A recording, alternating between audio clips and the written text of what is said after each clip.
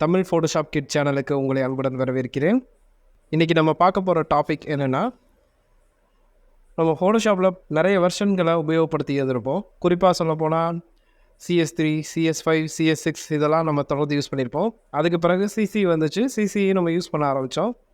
நிறைய பேர் CCயை உபயோகப்படுத்தாததுக்கு ஒரு காரணம் அப்படின்னா, நிறைய ஷார்ட்கட்ஸ் சேஞ்ச் ஆகிருக்கு, அதுபோல் நிறைய மெனுஸ் சேஞ்ச் ஆகிருக்கு அப்படின்ற காரணம் சொல்லுவாங்க. அது மாதிரி இப்போ CC 2024 ஒரு மெனு செட்டிங்ஸ் சேஞ்ச் ஆகிருக்கும். அந்த மெனு செட்டிங்ஸ் சேஞ்ச் ஆகிறதுனால சில பேர் கொஞ்சம் கஷ்டப்பட்டிருப்பாங்க. அதை எப்படி பழைய மாதிரியே மாற்றலாம் அப்படிங்கிறத இந்த வீடியோவில் பார்க்கலாம். இது ஒரு PST ஃபைல். இந்த PST ஃபைலை நம்ம நார்மலாக JPEGல சேவ் பண்ணுறதுக்கு நம்ம சாதாரணமாக ஃபைலில் போவோம், சேவஸ் கொடுப்போம். இப்போ 2024 CCயில் JPEG ஃபார்மேட்ஸ் நிறைய ஃபார்மேட்ஸ் இதில் இருக்காது.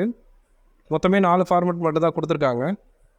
சரி, இதெல்லாம் எங்கே போச்சு அப்படின்னா, ஃபைலில் போய் சேவ் எ காப்பி அப்படின்னு கொடுத்தீங்கன்னா அங்கே அந்த மாதிரி உள்ளது இருக்கும்.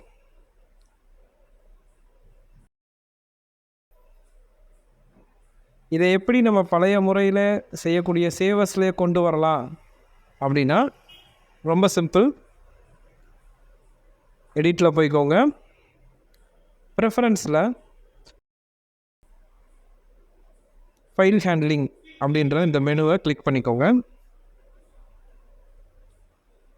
அதில் பார்த்தீங்கன்னா இந்த எனபிள் லீகசி சேவஸ் அப்படின்ற ஒரு மெனு இருக்கும்.